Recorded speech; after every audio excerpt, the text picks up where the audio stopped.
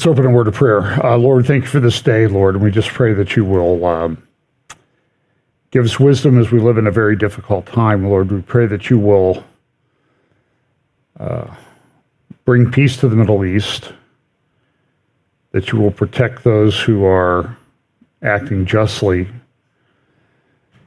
and that you will give every wisdom in how to conduct themselves and act in this time. Bless us this day in Jesus' name, amen. Well, it does seem that things are unraveling. It's been, for me, it's been a rather difficult week.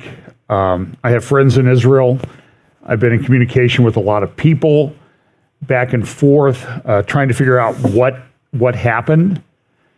We're now a little over a week past this, and I will say that nothing is closer to being resolved today than it was 10 days ago.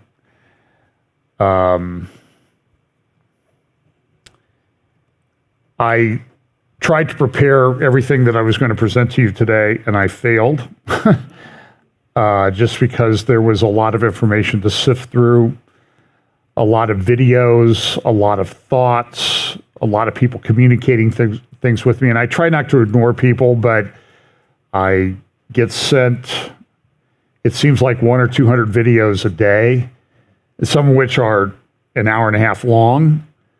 And I just don't have that much time to go through them. So if you want to send me videos, I would ask, and I see some people starting to do this, if you want to do that, that's fine. There's different ways to communicate with me. My church email is on the church website at fbchapel.com. A lot of you have my email. I'm on Facebook Messenger, Twitter. I have a Telegram channel. I don't know if people can comment on there or not. I haven't bothered to check because I don't comment on my own stuff. But there's many ways to communicate with me. But if you would, please send me a summary of a couple bullet points in the movie and maybe even a timestamp. If you go to a YouTube video and you find something that's interesting and you're looking at it, go down and click on the share button, and then there's a little box to check. Click the timestamp, copy that link, and that's what you send. So that I don't have to sift through an hour and a half of videos that, frankly, at this point in time, I apologize, but I just don't have time to do it. There is a lot of things going on. Just to remind you of our little grid that I've developed. I've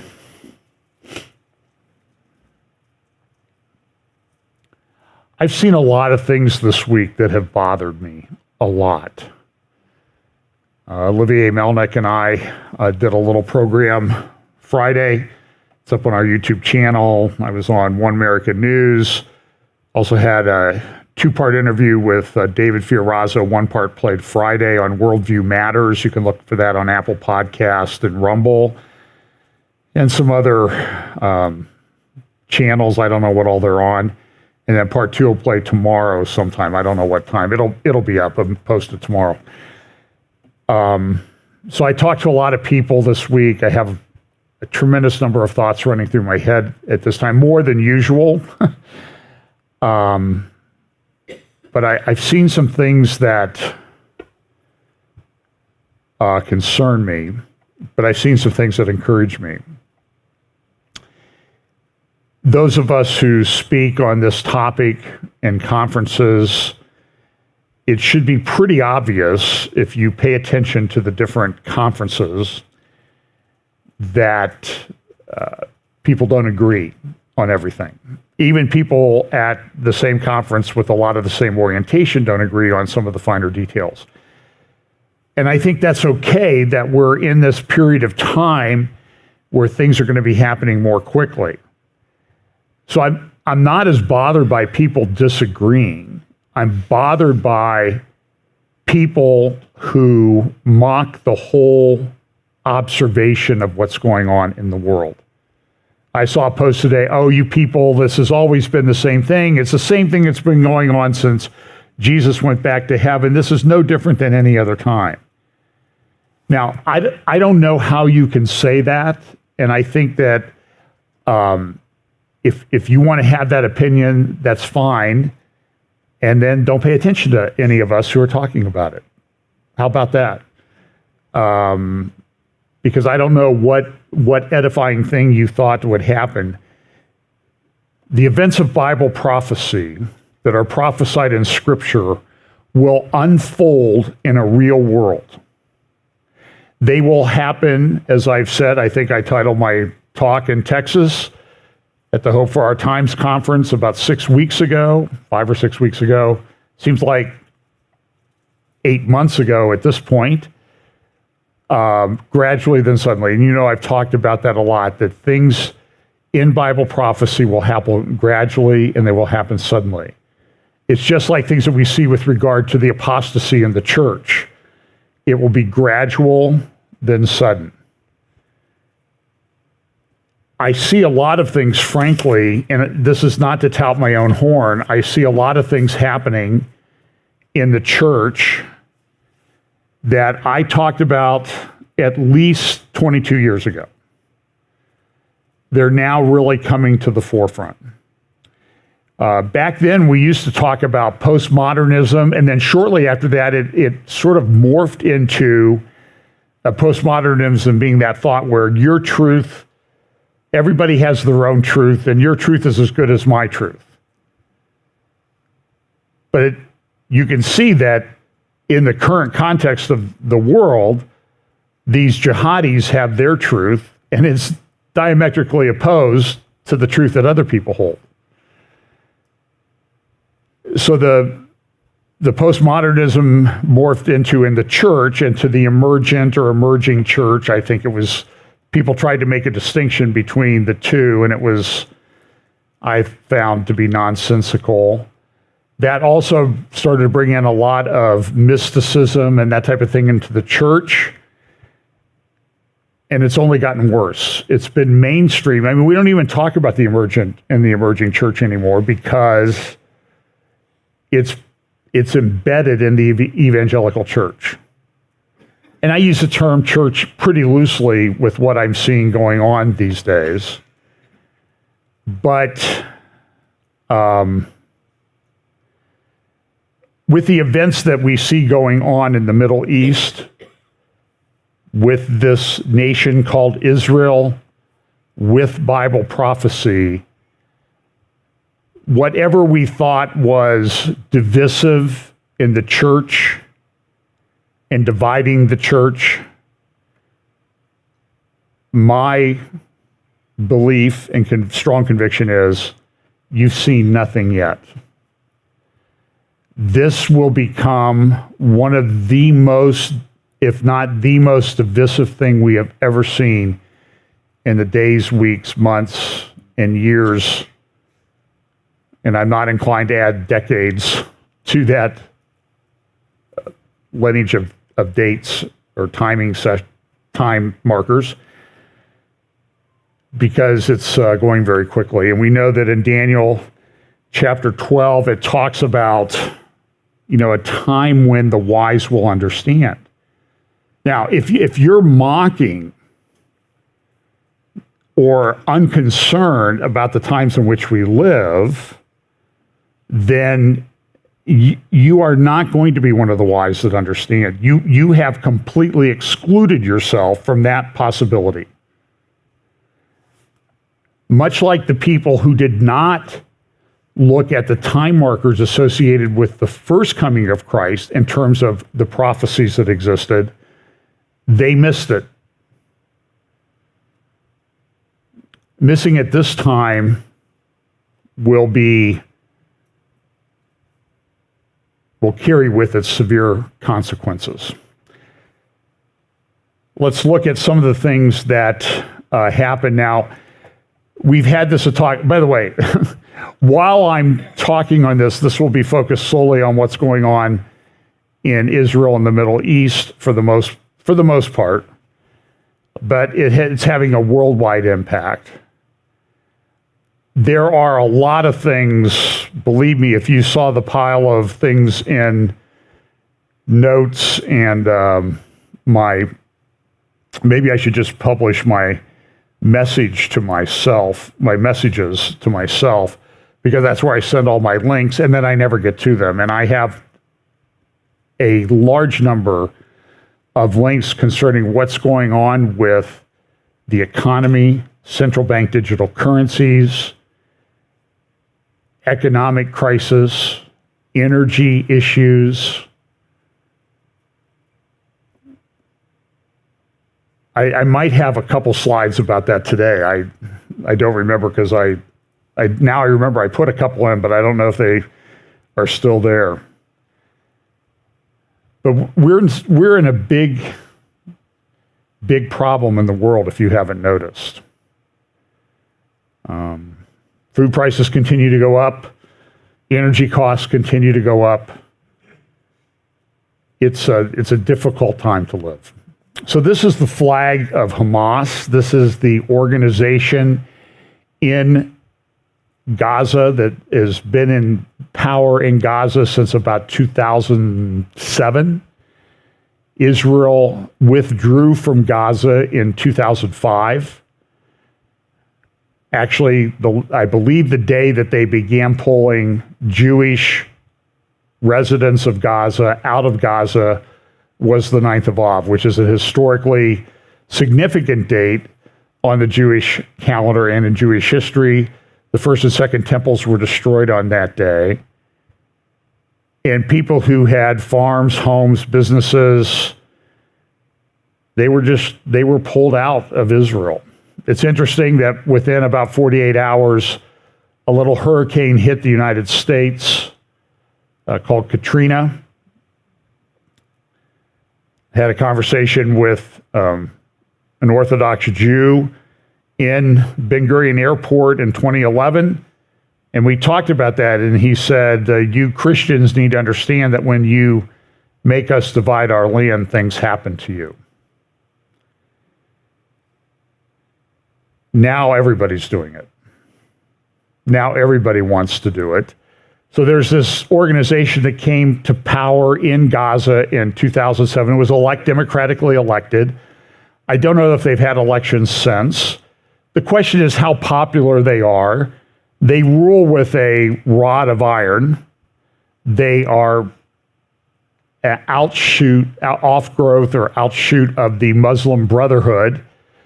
They are funded largely by Qatar, which is a country that funds the Muslim Brotherhood, that has propaganda channels like Al Jazeera. And by the way, while I'm mentioning propaganda, you need to be very careful right now because you are going to see propaganda about this particular situation in the Middle East and other things like you've never seen before. It's really going to be off the charts. So you need to be very discerning about what you see. I see so-called Christians posting some of the most anti-Semitic hatred that I can imagine.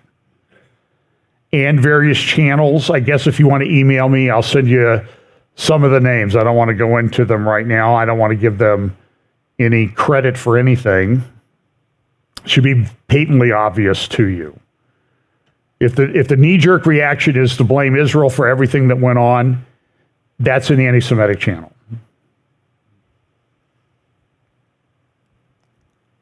And I see people doing it, frankly, I'm shocked. I'm sickened. And if people are doing it, you ought to ignore them. That does not mean, by the way, that everything that Israel does is perfect. I will mention some of those things today when I get to it. Here's the Hamas logo. They have no interest in making peace with Israel.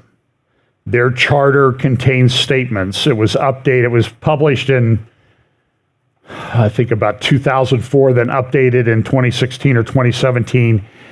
And that charter is clearly calling for the eradication of Israel. Now, sometimes people, when they do this, they say they're nice about it. They run around chanting these slogans at universities and protest in our country. Tens of thousands of people From the river to the sea, Palestine will be free. Well, the only way that that can happen is there's no Israel. And if there's no Israel, I think, as I heard Caroline Glick say this week, Zionism exists to protect Jews. And to a large point, I agree about that.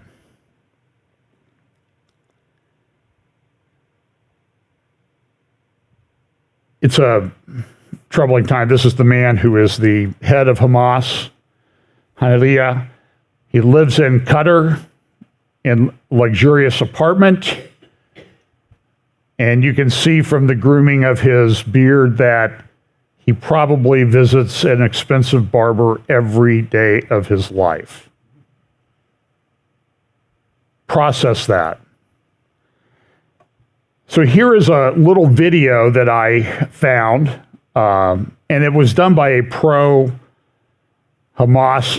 person, but I thought it was pretty good to show what happened last Saturday. We're sort of just kind of grasping all of these things, and it's really, what happened was a stunning invasion of Israel. It's really rocked a lot of people, and it's rocked everybody in Israel. Talked to a friend, he said it's almost like everybody in Israel right now, to some degree, has post-traumatic stress disorder. People aren't able to work, they can't concentrate, they're scared, and with good reason. So last Saturday morning, about 6:30 a.m., a little bit dispute on the time. There's some timestamps that indicate that the first terrorists may have arrived at some of these communities about 6 a.m. The rockets started flying at 6:30, and at the time, I haven't compared all the statistics, but I believe it was been the most rapid barrage of rockets in Israel's history. Now, there were reasons for that, and people were saying, well, why did Iron Dome fail? Why did Iron Dome fail? I don't know that Iron Dome failed. The fear has always been, as I've reviewed multiple intelligence reports concerning the great fear of war in the north and the rockets that are in the possession of Hezbollah and other Iranian proxies, including, by the way, some Hamas groups in Lebanon, and then Hezbollah in Syria, and mainly in Lebanon, where they could effectively control the government, and then in Syria, and other Syrian groups, Iranian proxies, have, by some estimates, 250,000 rockets.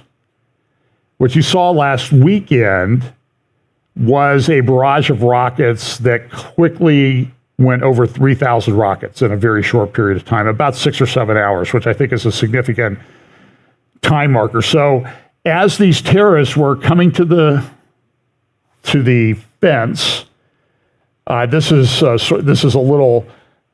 is Gaza in southwestern Israel. It's about 7.5 miles wide at its widest point, about 3 miles wide in the north and in the middle. And so here you see, as these are the casualties that are going, and you can see the invasion, you can see the timestamp in the upper right-hand corner. So now we're about 10 hours into this. You can see how far some people went in the invasion, and they went back. And so over the next 2.5 days, the body count kept rising. Now, the casualties here, or at least in this video when it was made, are dead and injured. The number, though, right now, dead exceed 1,300 in Israel, and probably 1,300 in Gaza, if we can believe the statistics that Hamas is putting out. And the casualties in Israel are somewhere approaching 4,000 injured. They came in, it was a lightning attack. I'll show you a video that the Israel guys put up. It was a stunning achievement. And people in Israel don't understand how it happened. Some have suggested that people in the government planned it or allowed it to happen. I don't know. We're at that point. They're at war right now, and I think there's appropriate time for that to be determined. This will have tremendous political fallout. I don't know what's going to happen, but I can guess that if it repeats what happened 50 years, roughly 50 years to the day before, 50 years to the day of what happened last week on Saturday, was the Yom Kippur War in 1973. Golda Meir was able to, with some of her generals, particularly Ariel Sharon, was able to turn things around, got some assistance from the United States government under Richard Nixon. I think historically Henry Kissinger was not pleased with Nixon stepping in. There's some indication historically that Kissinger might have worked with Moshe Dayan, the famous general in Israel, to allow Egypt to have a little bit of a victory and maybe take out 100 or 200 Israeli soldiers, but it turned into 2,500 soldiers. And it does show you that people will do things. And the reason that Kissinger did this was because he said, well, if Egypt perceives itself as a bit stronger, it will help stabilize things in the Middle East. And how has that enterprise gone? And 50 years now, Henry Kissinger is still alive. He's 100 years old now. And I have not heard him apologize for anything that he has ever done. Although he did issue a statement this week saying, maybe Europe's let too many people cross the borders. Oh, well, thanks, Henry. I think you were for that all the way along. The man is not to be trusted. So 1,300 dead. Israel responded. They've bombed the north part of the Gaza Strip. This is a mosque that was attacked. And why did they attack a mosque? Because it's where Hamas has headquarters and militants and where they fire rockets from. They see where the rockets are coming from. They do try to warn people, and then they take the building down. There is a rather large hospital in the northern part of the Gaza Strip that has thousands of patients. And there's pretty good authority, pretty good evidence that Hamas has its headquarters underneath that building for a reason. But people are looking, I see this is an editorial cartoon from the Times of London, the state of insecurity.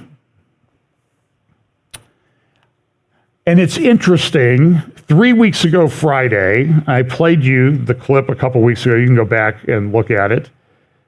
3 weeks ago today, Benjamin Netanyahu went to the United Nations. Raisi went to the United Nations. Biden went to the United Nations. Netanyahu met with Joe Biden in New York City. And I think he got an invitation to come to the White House later this year. It's kind of a non-specific thing by Joe Biden. And Joe Biden said he would support Israel. But it was very interesting what Netanyahu said in his speech. If you remember this speech, I'm not going to play it. I could play it, but he said, in the book of Deuteronomy, Moses gathered the children of Israel before his death and told them about the blessings and the curses. Blessings if they followed what the Lord said, curses if they did not. He said, now we have curses in the world from Iran, but we're in the midst of a blessing because we're close to a peace agreement with Saudi Arabia. And I'll paraphrase what Prime Minister Netanyahu said, that will change the face of the Middle East. And while he was optimistic, and there were many indications that this was, if not already inked, close to being inked, maybe not announced until after King Salman dies in Saudi Arabia. That's my own personal take on it. And by the way, I could be 100% wrong on that.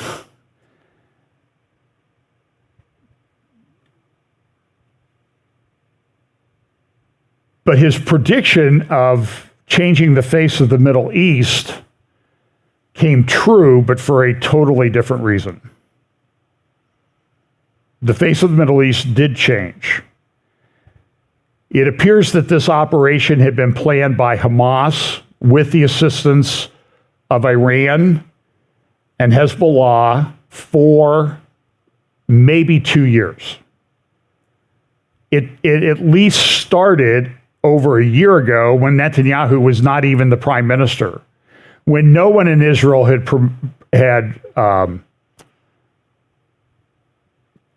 suggested judicial reform or anything of that sort, before anybody had been appointed that wanted to strengthen settlements and that sort of thing. There was a conspiracy and a conniving against Israel by Hamas with the assistance of Iran. And I think that's coming to the fore. I'll talk more about this later. But it was a stunning operation. Now I'm going to play a little clip, short clip from a YouTube channel. I believe that in the show notes, it'll have a link to it. It's from the Israel guys. And it's very well done. It talks a little bit about the initial stages. I'm not going to go all the way through the bloody nature of some of the things that are in that video. They got flagged on YouTube, and I got flagged on YouTube. When I did my interview with One American News, I'd given them a couple video clips, and they played them in the background, and the video got flagged as inappropriate. And that's okay. They or at least are not taking it down, and I don't mind that they put the thing on. So here's just a few minutes of the Israel guys.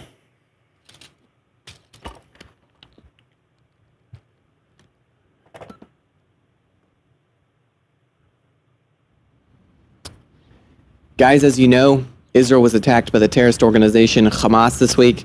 We're talking about the largest mass murder of Jewish civilians since the Holocaust, with awful brutality involved. And a question that's on a lot of people's minds is, how on earth did this take place? How on earth was Israel caught off guard? We're still in the fog of war, so there's a lot of things that are not known even as of yet. But our team has been working all week to try to piece together an accurate account of how things went down. Let's go through this right now.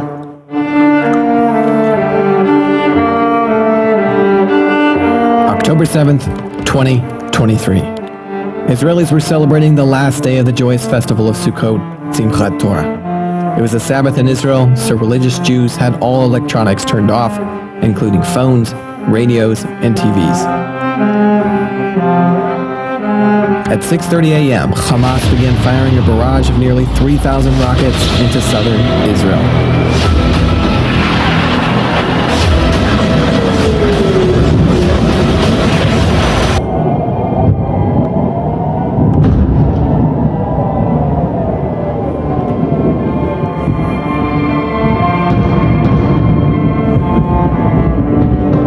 Israelis ran for bomb shelters as the Iron Dome worked overtime to defend against the attack.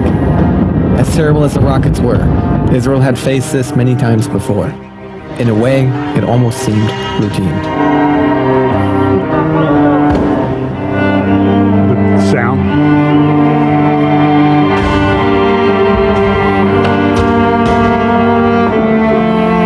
Shortly afterwards, Hamas sent a number of terrorists over the Gaza border fence in motorized glider planes, somehow evading detection by Israeli radar.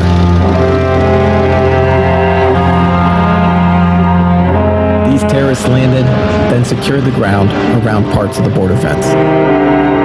Once in position, hundreds of terrorists from the Gaza side blew a hole in the fence near the Kerem Shalom crossing, possibly using pre-planted explosives.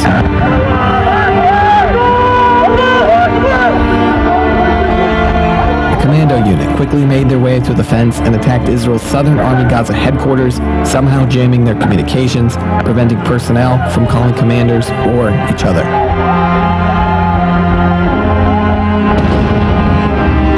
Not long after, another unit of terrorists attacked and subdued the IDF's Erez border crossing further north.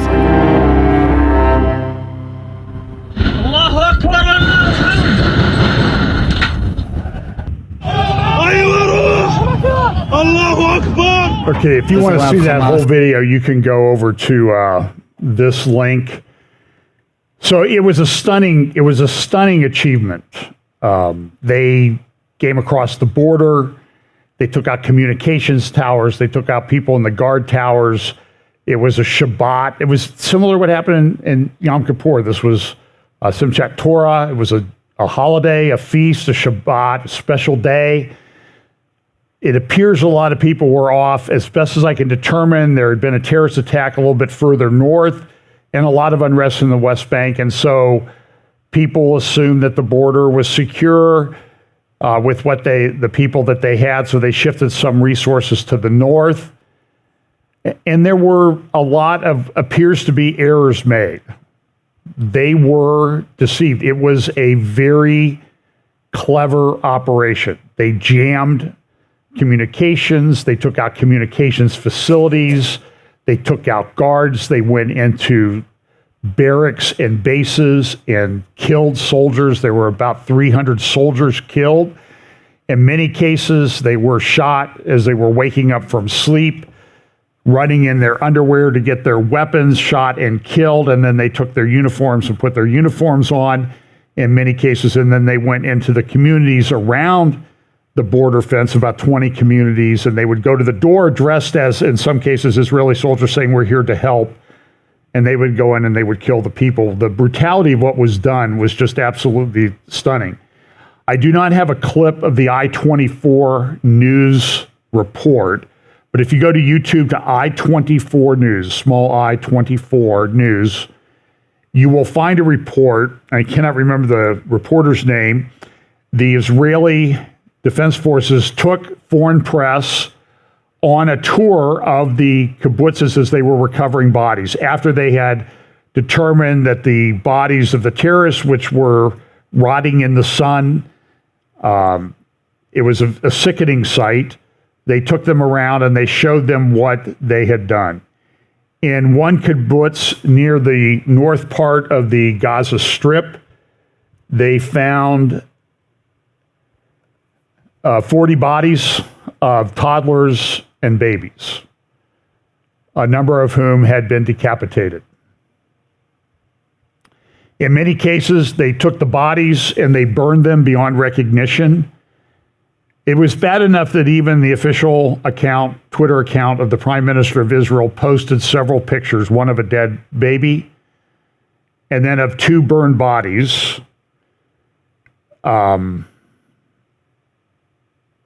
Things that I'm not even sure that ISIS did. It was cruel, it was horrific, and they were targeting Jews.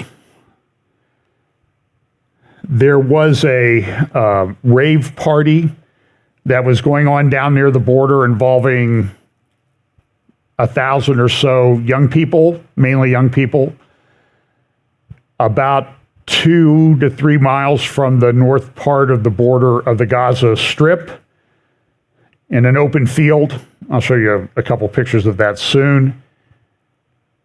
It may have been the first place where they attacked people.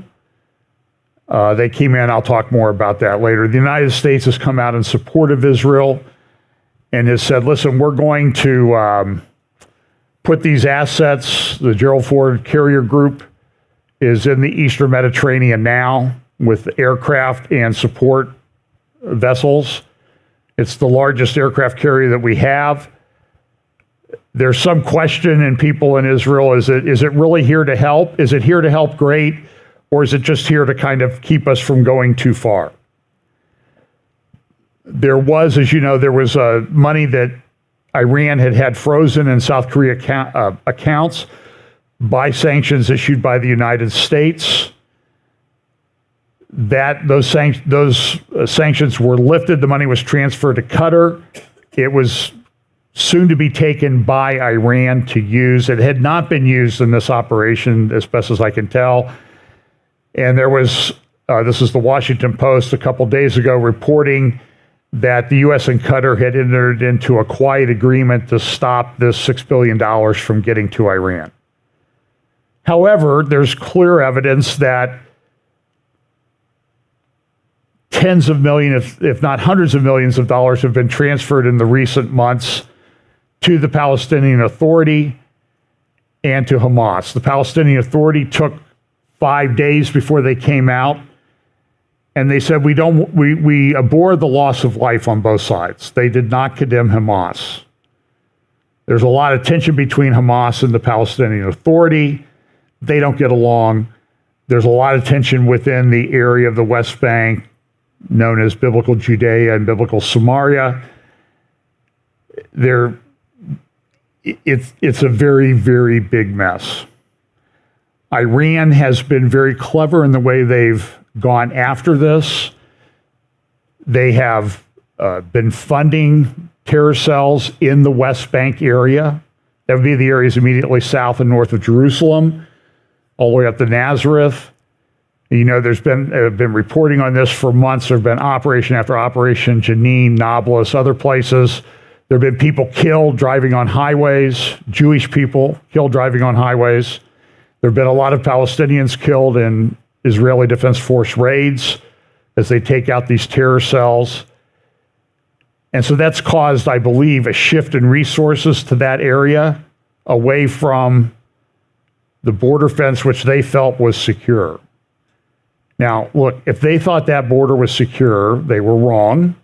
It was overwhelmed. I think it was a masterfully designed operation.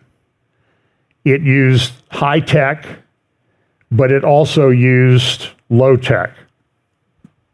Ultralights, paragliders came in with people on them. I don't know how many. I've heard maybe 100. Pickup trucks, motorcycles, scooters, Jeeps, and then they used drones that dropped explosives, as that video noted. And they caught everybody off guard. Now, so people are saying it was intentional. I'm not convinced of that yet, because I think I want to give credit to the enemy. You know, in Psalm 83, it talks about enemies in the near vicinity of Israel will be conniving and conspiring against them, so that the name of Israel will be remembered no more.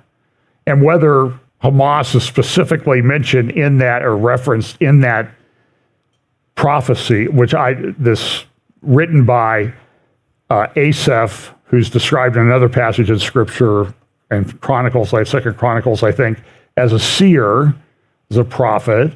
He wrote this, and so some people say, well, it's just a prayer, it's just a description. I think it's an indicator of a permanent condition at a minimum. And they get together and they craft and take counsel with each other so that the name of Israel will be remembered no more. And we see that that's what's happened. So let's just look at some of the headlines.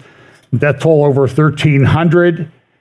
Blinken went and said that we are totally behind Israel. He's been in the Middle East. He's been traveling around.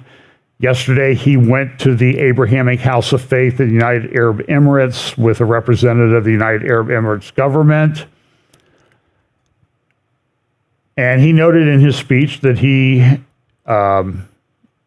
has family, I don't know if his parents or grandparents, might have been his parents, Holocaust survivors from Europe. He's Jewish.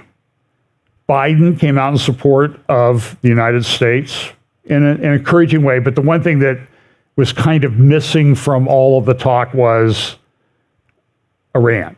Nobody really wanted to talk about Iran. We know that there have been these people that are involved in this government and were involved in the Obama administration that are very pro-Iranian. And one of them is an assistant to an assistant secretary of defense at the Pentagon right now.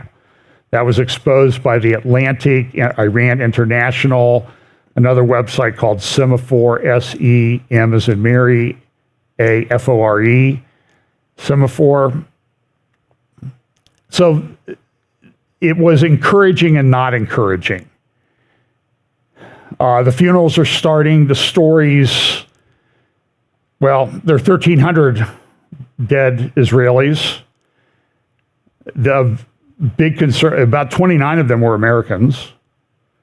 There are about, by most estimates, about at least, assuming they're alive, 150 hostages were taken back to Iran. There are pictures as you see the hostages go. There's a video of a girl, I understand she was shot and killed later. She was taken out of the back of a vehicle. I don't know if it's a Jeep or a personnel carrier. And as she got out, the area between her legs and her rear end was dirty. And I thought, oh, she soiled her pants because she was so scared. No, she was brutally raped. And that's what was done with a lot of the women in the settlements. They were raped. And at least one terrorist has been captured. There's a video of him being interrogated. He says, yeah, we raped them. We beheaded people. And so what you're going to see, though, is you're going to see all this propaganda. When you say that, oh, show me the pictures. Because people won't believe what's right in front of them. This is propaganda operation like you've never seen. There's Blinken. Here's a New York Times article on the front page today. Hamas exploited secrets of Israel's military. And I think it's, by the way, I think it's a very well done article. It's been picked up by other publications in Germany and elsewhere. I personally believe that when this thing is investigated fully, it was like they knew where everybody was. And so they timed the operation. They had done drills near the border fence on a number of occasions. There's some indicators that Egypt had given warnings. I don't know how specific they were, that Egypt had given warnings to the Israeli government about what was coming. Netanyahu has denied receiving those warnings. So look, there's going to be an investigation. Golda Meir was out of office, by the way, even though she, under her guidance, Israel won the 1973 Yom Kippur War and actually took tripled the size of the country by taking over the complete Sinai. They stopped Ariel Sharon. He was ready to go all the way to Cairo and take it over in a stunning victory, turnaround. But within 6 months, she's out of office, and I suspect that Prime Minister Netanyahu is going to have the same fate. There's tremendous anger against him and the government on all sides of the political issue. They formed an emergency coalition government with Danny Gantz, who gave a pretty good speech the other day, said, this is not about, we're not going to worry about the other relatively, I don't know if he said this, I'm paraphrasing, not so important stuff. We have a war to win, and we're going to unite to do that. So that's encouraging. Other people have joined the emergency coalition government, but things are in a very big state of turmoil in the Israeli government.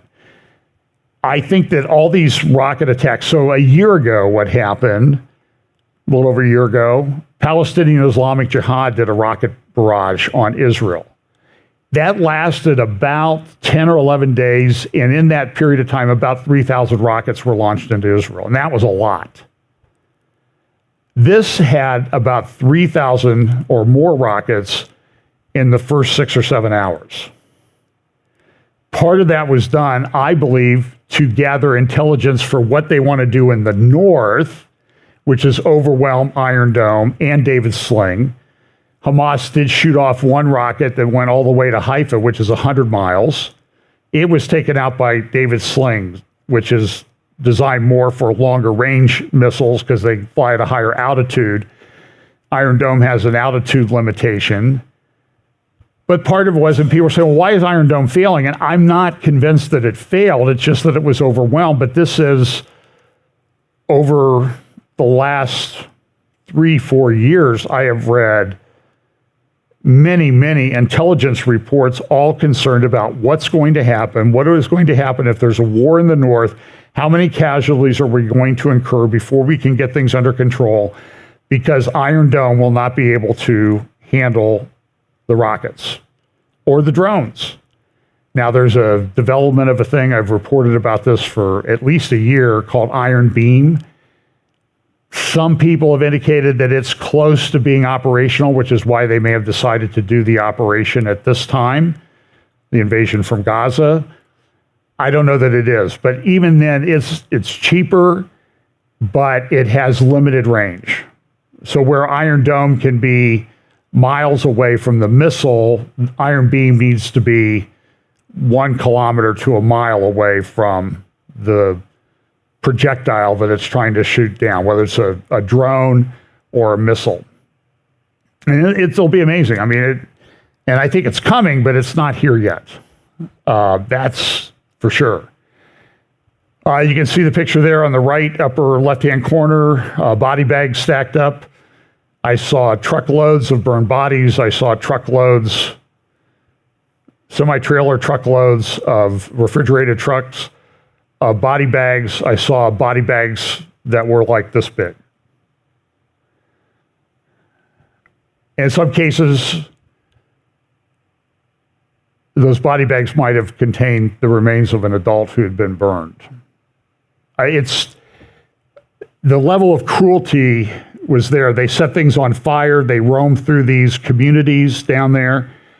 When I was there in December, they took us down with the media summit. They took us down to Niram, which is probably the closest kibbutz to the border fence near the south part. Maybe a mile from the border fence. I think if you go to the edge of the kibbutz where they have a fence, of course, and they have security gates and all this, they said that the border fence is about 1 kilometer away, I think is what they said. And it's heavily agriculture. It's flat. You can see forever. They spent $1 billion on this fence, but it was overwhelmed. People can't understand how that could happen. Israel has the best security in the world, but not everything works. Not everything is an Entebbe raid. You remember the raid where Benjamin Netanyahu's brother led a raid to free hostages at Entebbe Airport in Uganda back on July 4th, 1976, by the way, a very significant date in American history, the 200th anniversary. Israel was flying, 8-10 hours down to Entebbe, refueling the planes, taking out the terrorists and getting almost all the hostages out. I think a couple of them were killed, or one of them had been taken to hospital and she was never seen again. And that operation was led on the ground by Yoni Netanyahu, Prime Minister Netanyahu's older brother, and he was the only Israeli killed in that raid. If you want to watch a good documentary about it, there's a documentary out there. I have a copy of it myself called Follow Me, about that raid.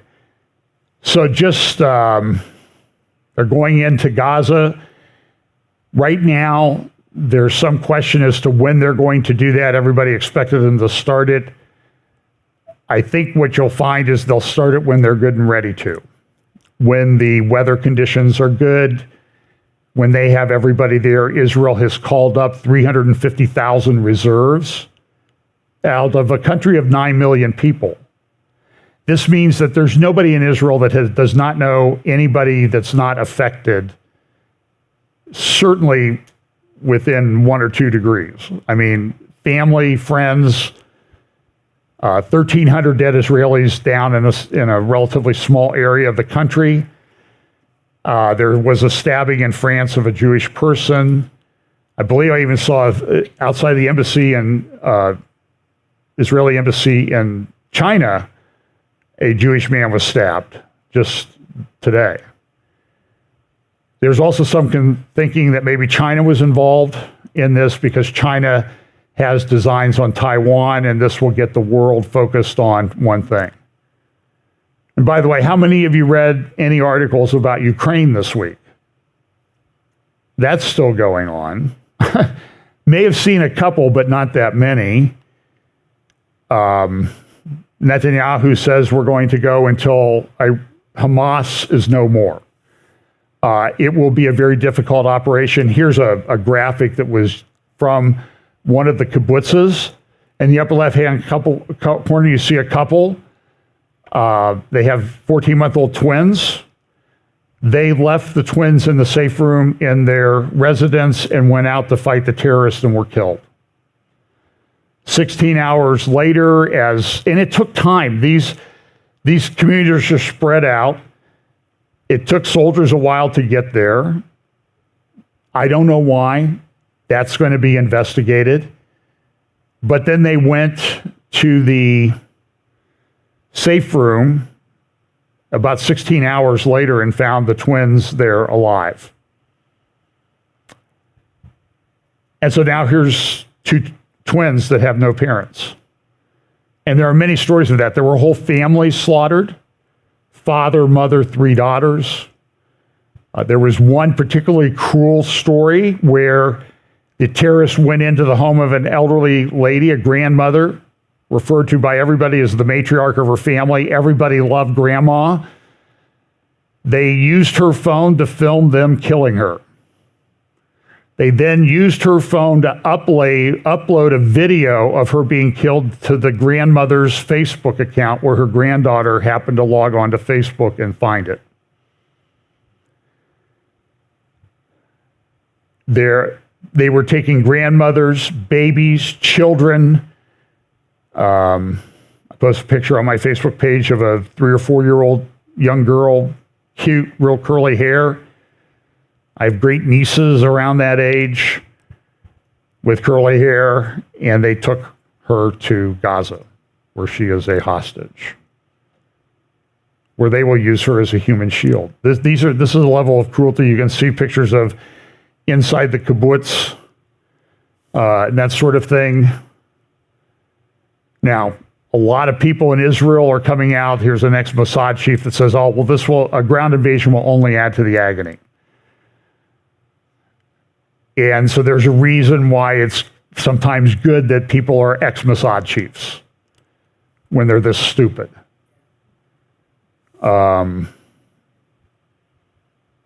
There were documents revealed. There was an NBC report on Lester Holt's Nightly News and elsewhere on MSNBC that the documents show that they were going to target children.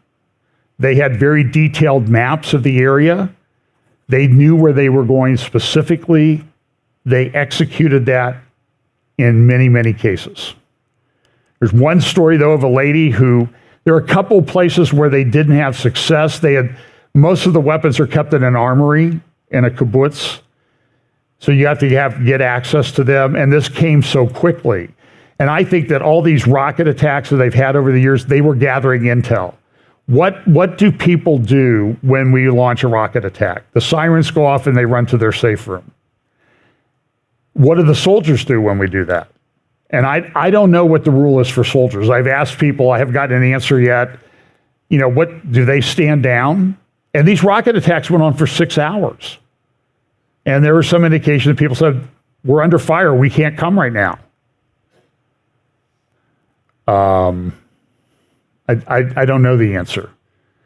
Saudi Arabia has come out and they've put the Israel deal on ice, and they've started talking to Tehran. Here's another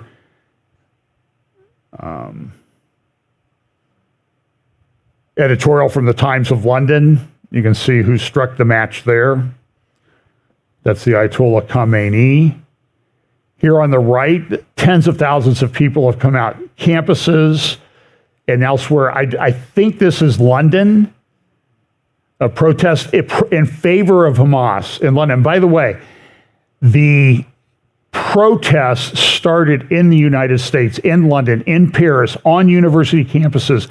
Hundreds, tens of thousands of students and others coming out in support of Hamas before Israel really started bombing the Gaza Strip. Now, what does that tell you about the morality of our culture? These people are stone cold killers. Here's a little clip of an interview with an IDF spokesperson. Here we go.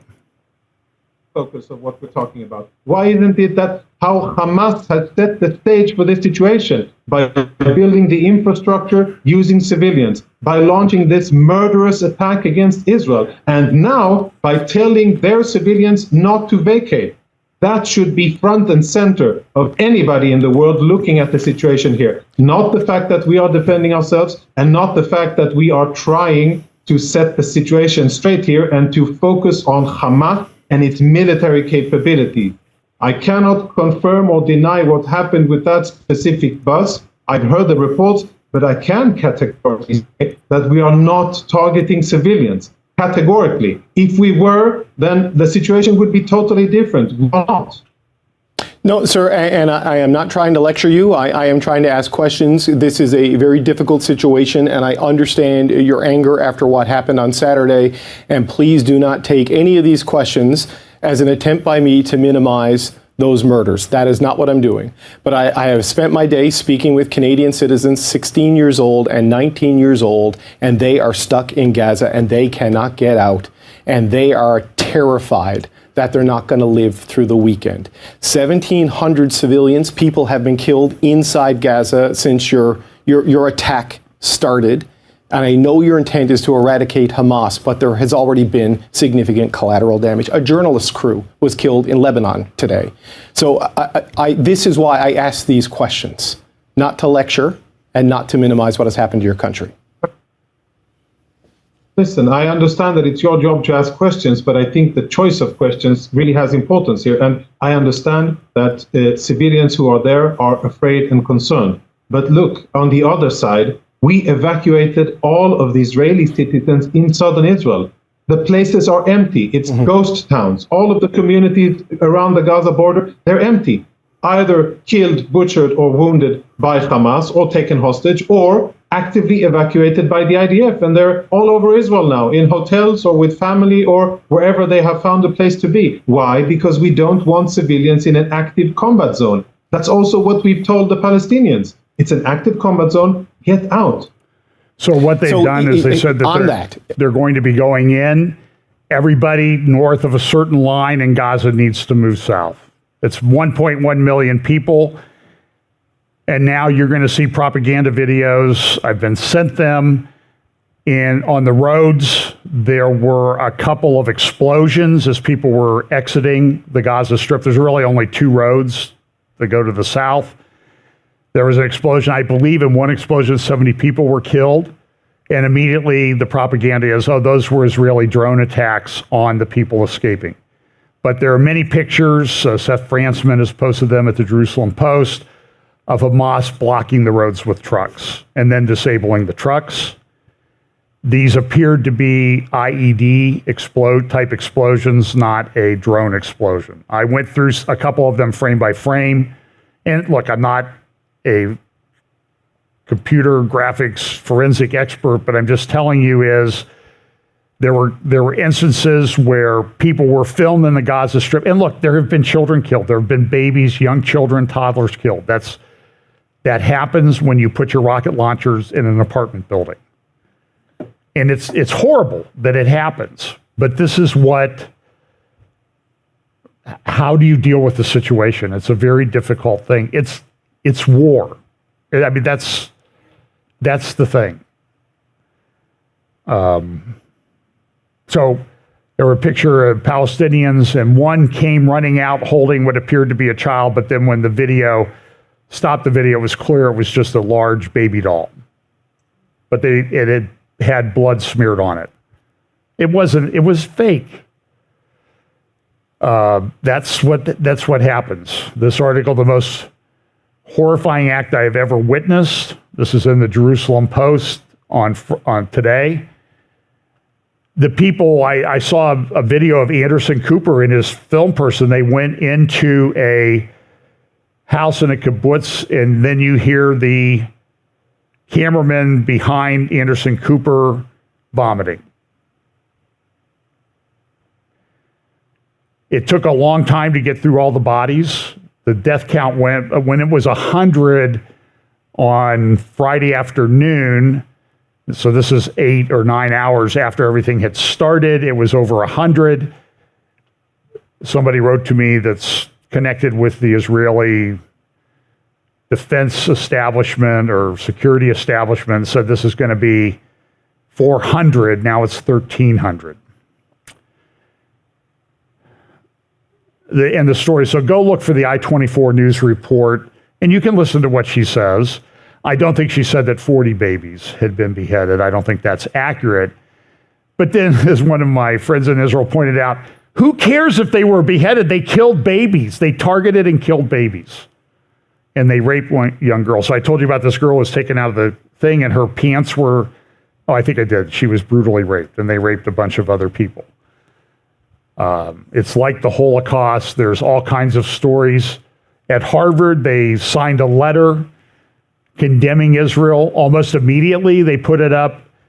And then what happened at NYU Law School in New York City, they put up a pro-Hamas letter from the head of the Student Bar Association. She had clerked last year for Winston & Strawn, one of these law firms where you're going to make more in some years in your career as a partner than I made in my entire career. You'll make as much in 1 year. Very prestigious. She was going to go into international law. And to their credit, Winston & Strawn have withdrawn the offer. Good for Winston & Strawn. I saw that on LinkedIn today. To the praise of a lot of other lawyers. And now the Harvard students, they found out about that, and they're trying to say, well, we didn't really read the letter before we signed it. And then other organizations like Gatestone Institute and others have published all of their names. And good for Gatestone Institute, because these people need to be called out and know that you can have your opinions, but there are consequences to being evil. This is from the Jerusalem Post Friday. The invasion prompts a renewed examination of Hamas's connections to Iran. This is the Jerusalem Post did a not Jerusalem Post, New York Times I think it was yesterday or Friday, they put up this webpage. It's a timeline. And you can see that in some places it took 20 hours, 13 hours, 8 hours, 8.5 hours for the rescuers to get there. And that's because of the nature of the attack and the nature of that they just weren't prepared for that. They were relying on a lot on technology, and the technology failed. Then that ought to be, look what happened where they had what we thought was a secure border. What's going to happen to us where we don't have a border? Yeah. That's the question that people need to be asking. So here is, I don't know if I can get this to come up or not. Hang on. So this is over here.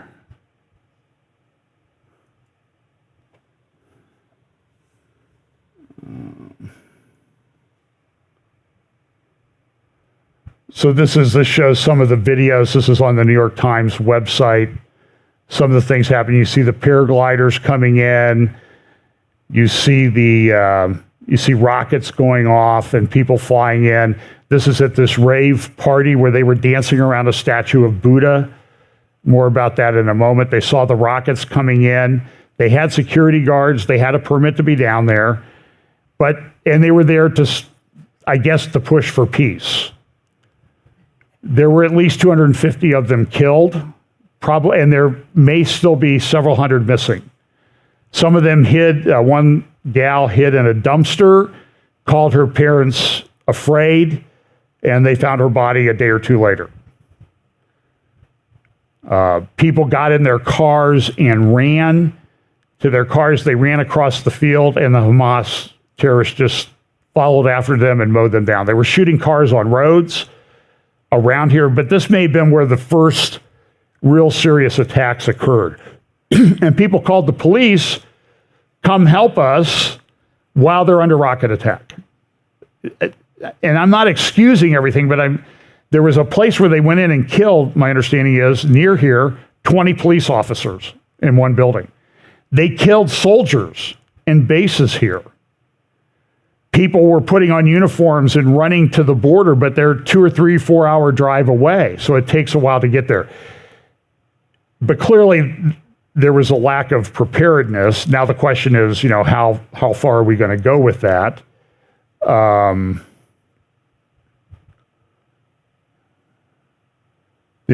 See, here's the Israeli response, sirens sounding in central Israel, but there's nothing about an invasion. People killed in their beds. You can see the terrorists coming into the kibbutzes, and they knew where they were going. They stopped on the roads. They shot people on roads. Here's a terrorist. See what they're doing here? They're shooting people on the roads as they're driving by. And then here's another, I think this video. There are people, they stopped. People tried to get away, and as they ran away, they shot and killed them.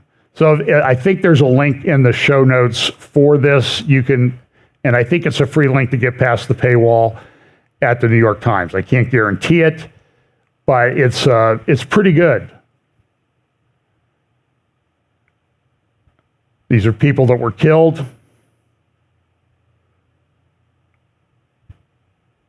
Here's a guy who was stopped.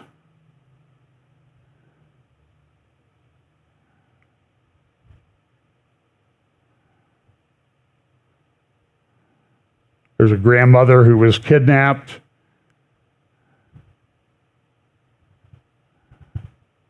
Prime Minister Netanyahu.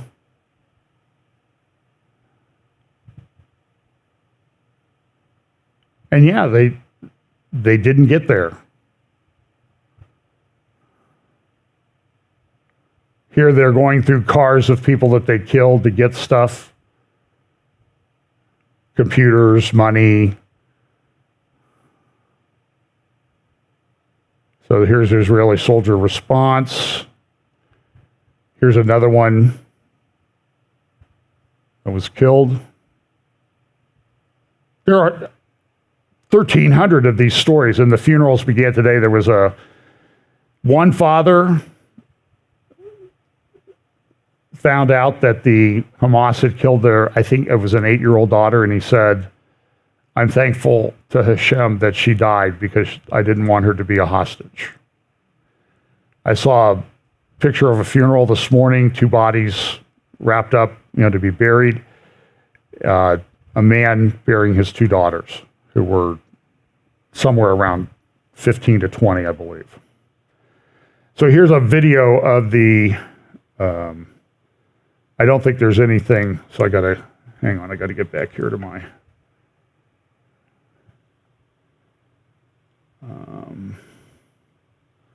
I close this down. They used to be able to put live web links in, and they stopped it. So let me close this down.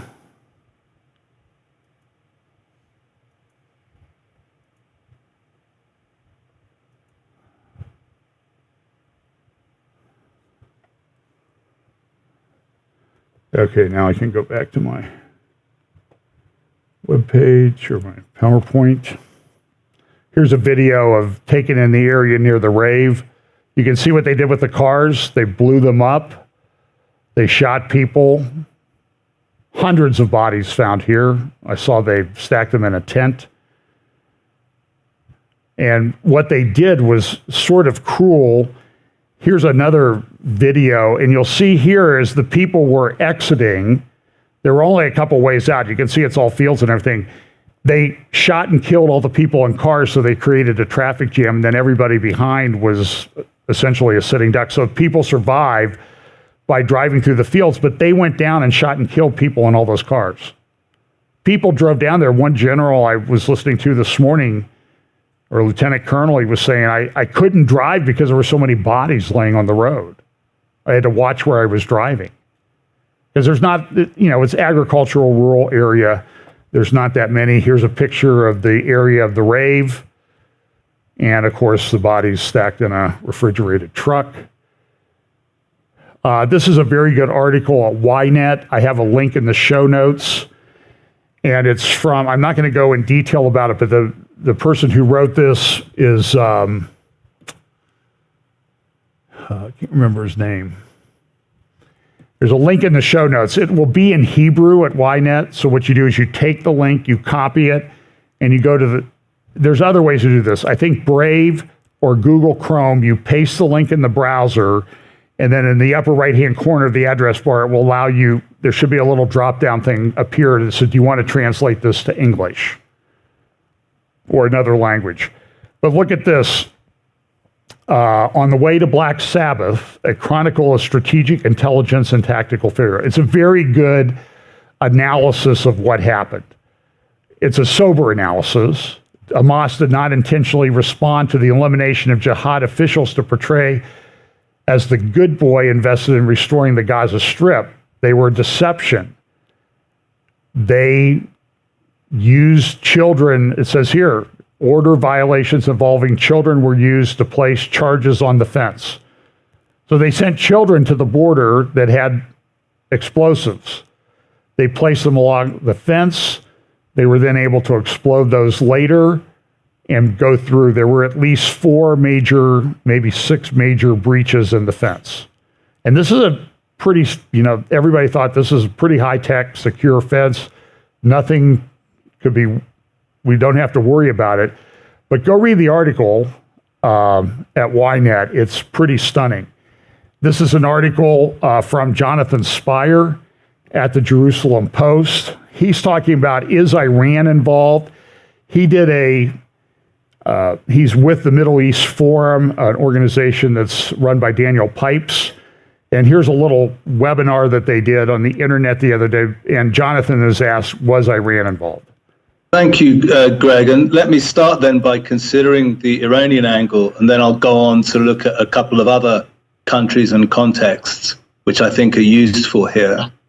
With regard to Iran, it's important a bit of background is needed because the relationship between Hamas and Iran is not simple and needs, I think, to be understood properly in the sense that Hamas does not belong to that group of organizations that we can call simply franchises of the Iranian Islamic Revolutionary Guards Corps. That's to say, organizations that Iran created, dominates, has established control of from the beginning. Lebanese Hezbollah belongs to that group. The Iraqi Shia militias belong to that group, but Hamas does not. So I think we need to, first of all, take a quick look at the background to that relationship to understand where we're at here.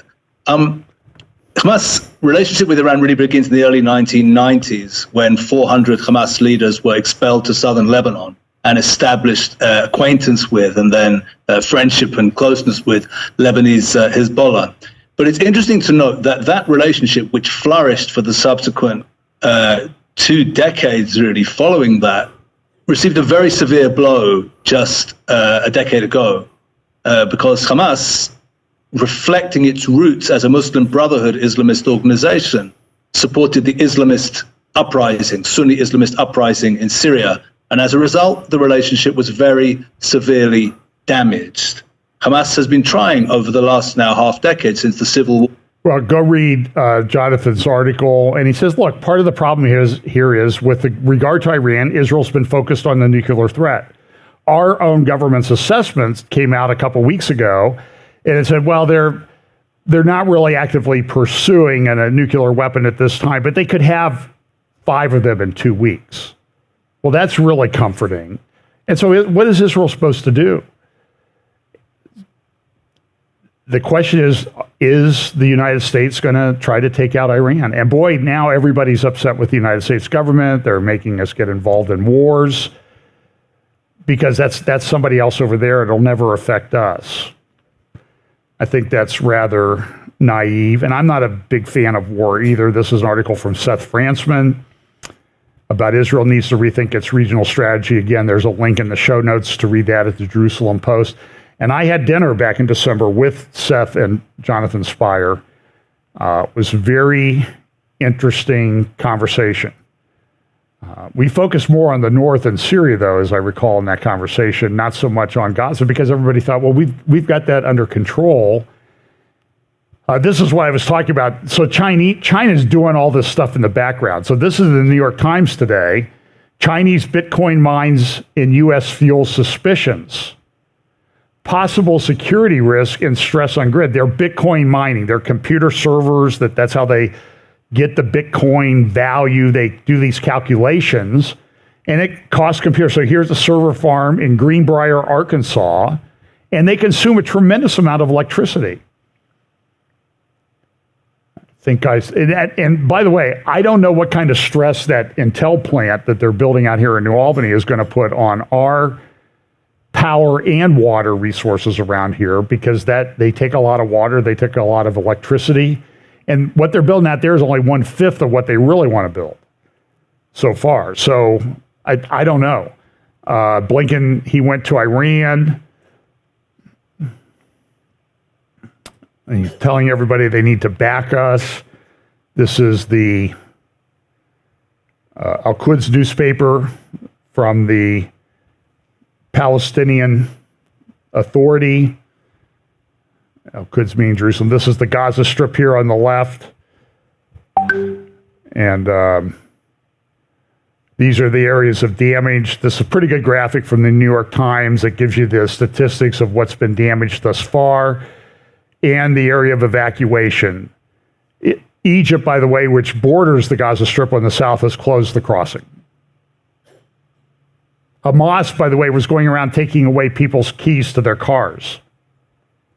So they couldn't leave. That shows you the kind of nature of the organization. Vladimir Putin weighed in on this. He gave a speech. He had a meeting of the Commonwealth of Independent States, and then he gave a press conference afterwards. And he was, I'm going to turn the sound down on this. I thought I put the video in here. Regarding the Palestinian-Israeli conflict, do you think there are prospects of settling this conflict in the next Now, I want you to weeks listen to what or at Putin, least who's at months? war in Ukraine, And says. what is the Russian part is going? What is the Russian part going to do to help this? Well, Israel faced an unprecedented attack that had never happened before, not in scale, but also in character and in remorselessness. We have to face it.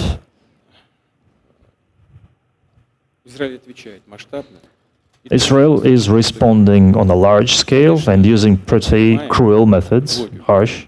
Of course, we understand the logic of what is going on.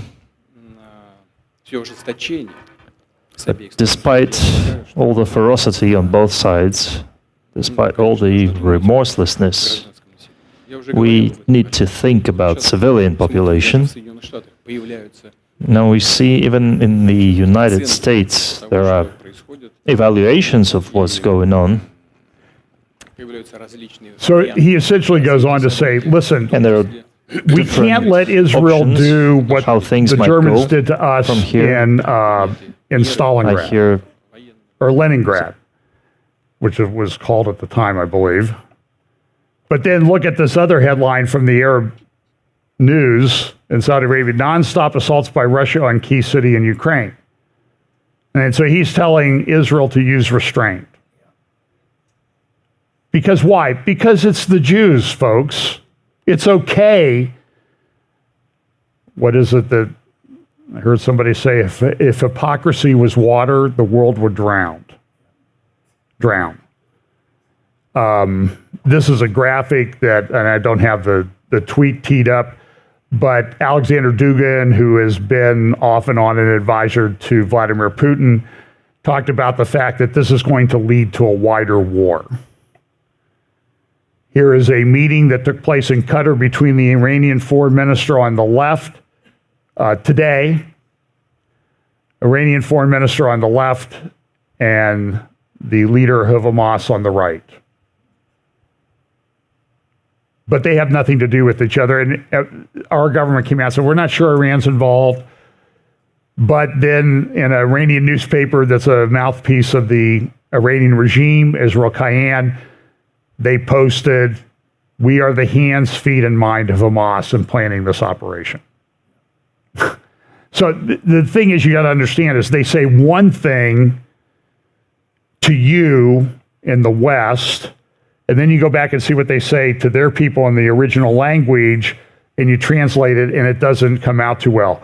Caroline Glick, I would highly recommend you go to JNS YouTube channel, JNS, see it up there, Jewish News Syndicate, just JNS, and I put a link, I think, to her YouTube channel in the show notes.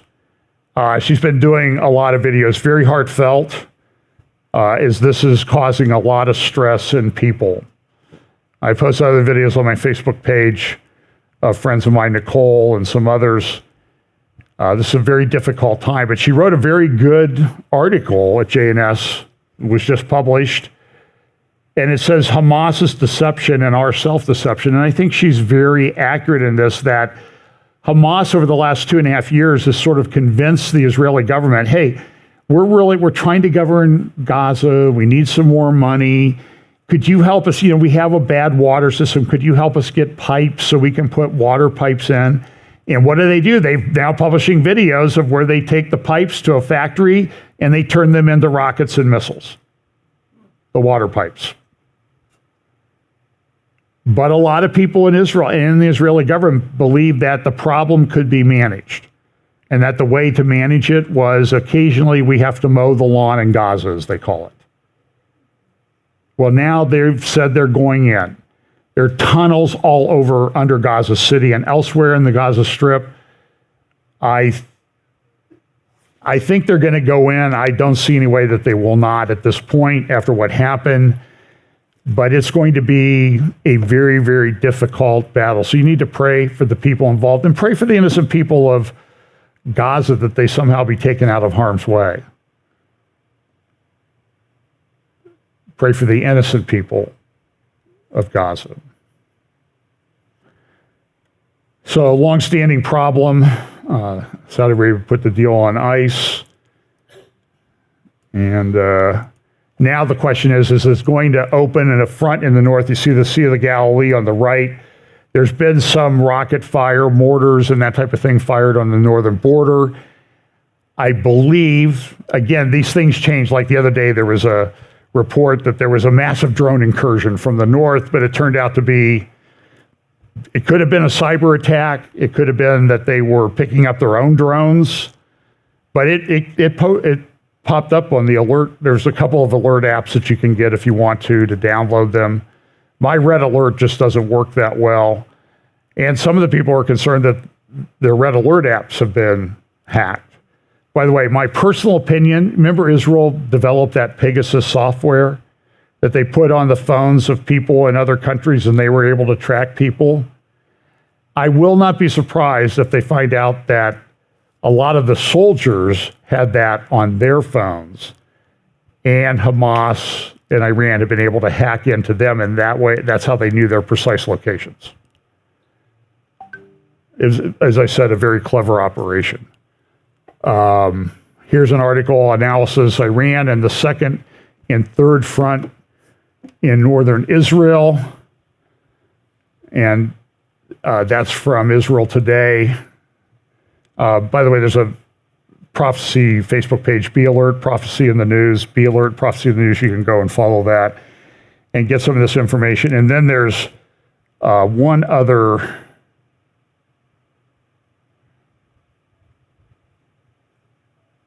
hang on here. There's an article from Dr. Mordecai Kadar. You see it on the right here, Death to Israel, the Iranian plan to attack Israel. So there's a lot of questions about, is this Bible prophecy, this fulfilled Bible prophecy? I don't know that we're ready to have that conversation. I mean, Gaza's mentioned many times in Scripture.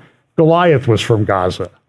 Samson lost his life in Gaza. Remember, he was unfaithful, lost his sight, and then was able at the end of his life to take out some of the Philistine leadership.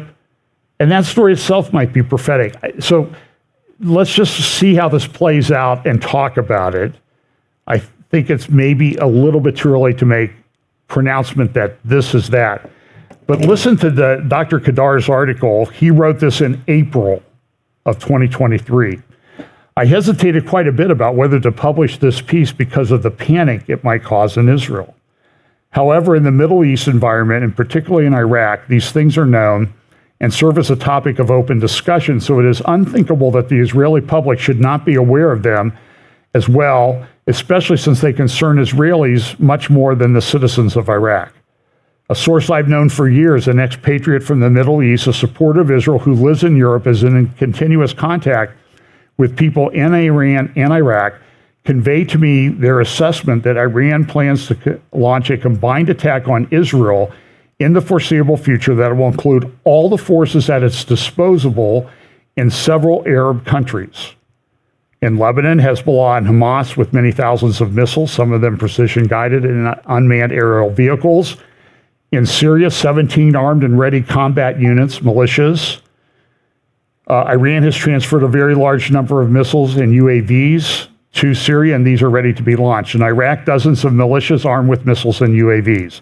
In Yemen, the Houthis, who have Iranian long-range missiles and UAVs capable of reaching Israel. They've launched missiles from Yemen, the Houthis, into the United Arab Emirates, which is about the same distance as Jerusalem. Remember, they made a massive attack on the largest oil refinery in the world a few years ago. In Gaza, he says Hamas and the Palestinian Islamic Jihad with missiles capable of disabling the Israeli Defense Forces. It is likely that Iran will not launch anything directly from its own territory so as not to expose itself to retaliation. What follows is my interpretation. Under the pretext of the duty of the Muslim world to save the Al-Aqsa Mosque from the Israeli occupation and oppression. By the way, what's the name of the operation that Hamas is pushing right now? Al-Aqsa Flood. This is a common theme in Islamic jihadi doctrine, that the Jews are trying to destroy Al-Aqsa. In fact, what they said is they've been storming Al-Aqsa. We've talked about this for many months. And over the recent Jewish feast, the holidays celebrated in Israel by religious Jews, about 4,000 Israeli Jews went up on the Temple Mount. They're families. It's a family outing, sort of like a church picnic almost. And they go up there. They're not supposed to pray. You know, who knows what people are thinking in their mind as they're walking around, but they call that storming Al-Aqsa. This is a common theme. Back in 1929, the Waqf, the guy named Haj Aman al-Husseini, some indication that he may have been a relative or an uncle of a guy named Yasser Arafat, was appointed as the person to be in charge of the Waqf, which manages the Temple Mount, now under the control of the Jordanian government. By the way, yesterday they had riots and demonstrations in Jordan, and I don't know how many. To me, it 10,000, 20, 100,000 broke through police lines and started storming the Israel border. But back in 1929, the Waqf started a story. By the way, the Waqf later went to a country called Germany in the 1930s and met with the leader of Germany about the final solution and gave him some ideas. But he started a rumor that the Jews were going to come and destroy the Al-Aqsa Mosque. Now, the Temple Mount area used to be called Haram al-Sharif, and the Waqf's own publication in 1923 and 24 said that this was clearly the site of Solomon's temples. They don't acknowledge that today because it changed as the Jews came back into the land.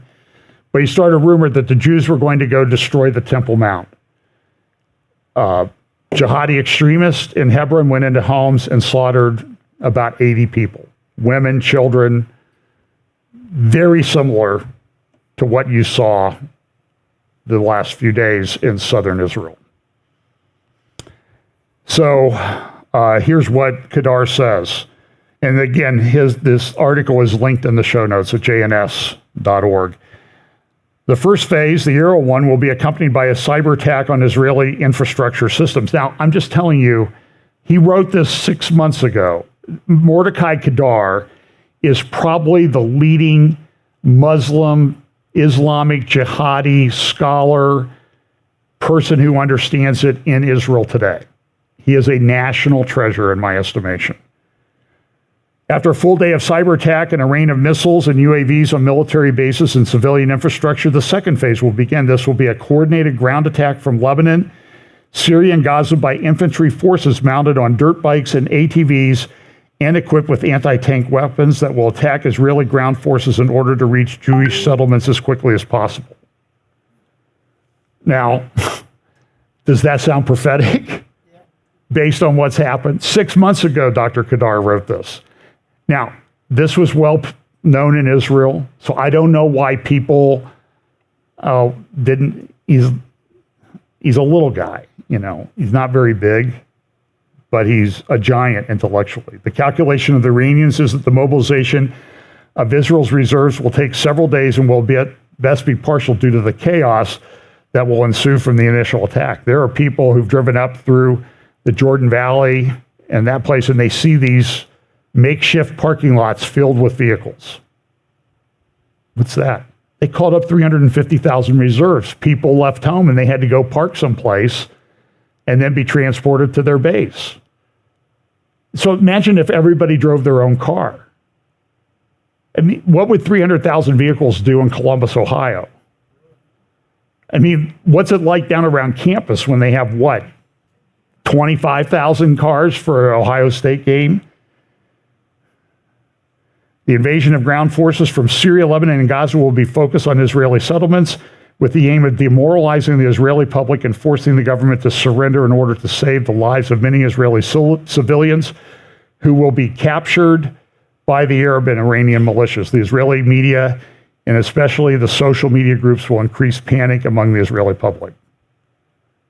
This article goes on for quite a while. Please go read it in detail, and I think you will understand what's coming. And so this northern front may open up. I don't know that it will, but now Vladimir Putin is saying, we're going to do this. The IDF came out, though. This is kind of interesting. Also on YDAT, also listed in the show notes, the link in Arabic, or I mean in Hebrew. So go translate it, and it says essentially, if Assad joins into this in Syria, we will take out Assad and we will destroy Damascus. Now, there's a lot of controversy in the Bible prophecy community. Is Isaiah 17 that talks about the destruction of Damascus, is that a fulfilled prophecy or an unfulfilled prophecy? So you have different camps. You have people saying, why are you even talking about this? We should focus on something else.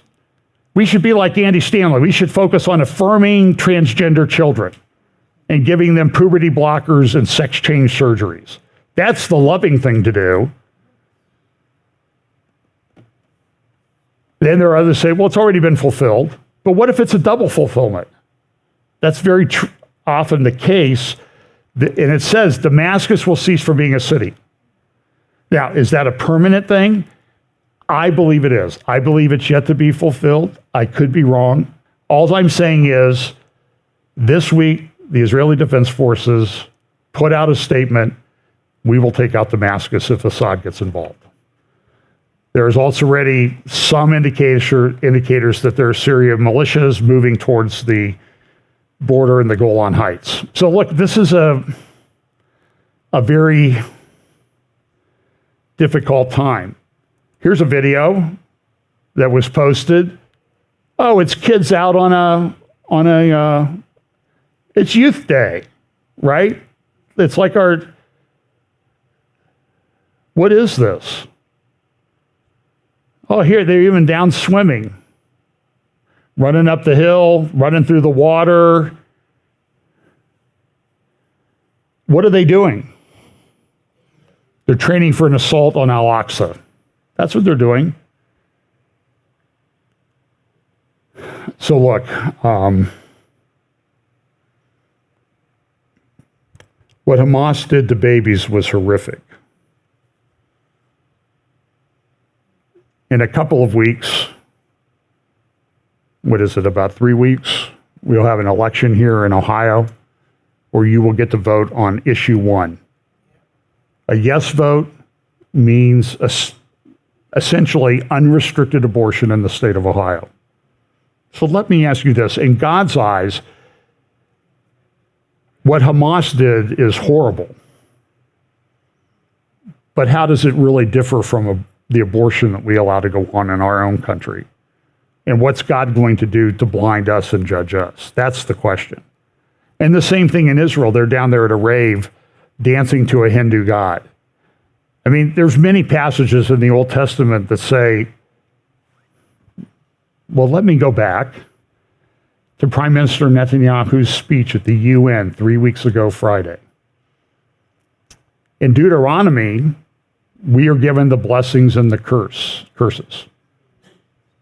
When they came into the land, they went to Shechem, and there put 6 tribes on Mount Gerizim where they shouted the blessings if they obeyed God, and on Mount Ebal, where they have now found almost 100% certain, they have found a couple things. They found Joshua's altar, and there they also found a tablet recently that had the curses. It said, it talked about curses. On Mount Ebal, where 6 tribes were put at the time of Joshua to shout the curses if they failed to follow God's law. And so this is hard to say because I love Israel, I love the Jews, I think this is prophetic what's happening, I'm aware of all the prophecies and that type of thing, but I cannot discount that part of the blindness that happened in this attack may have been spiritual because of what's gone on. But it's always easy to say, well, they need to repent. Yeah, but look at us. What do we need to do? Go read Ezekiel chapter 8 and chapter 9. I've talked about it many, many times. Ezekiel, at the time of the captivity, some people are captive already, goes to the temple, and what are they doing? They're praying to the sun. They're turning their back on the Holy of Holies and praying towards the sun on the Temple Mount in Jerusalem, and it's led by the leaders. It sounds like a large portion of the modern evangelical so-called church. Put that in scare quotes. So remember in Corinthians, it says that the things that happened to them in the Old Testament, the nation of Israel, they happened to them for examples for us. And we ought to heed them as well. So we live, I have no doubt about it, in biblical times. I could go on and on. I'll try to update this as I can this week, but I do think we're getting close to the end. But if that's true, how should you live? Anyway, let's pray. Lord, thank you for your word. Thank you for your instruction. Lord, I just pray that you will help us to be kind, loving, firm, strong, and filled with the Holy Spirit as we live our lives in this time, that will be people of truth, love, justice, mercy, but always committed to you and the gospel of Jesus Christ. Bless us this week in Jesus' name. Amen.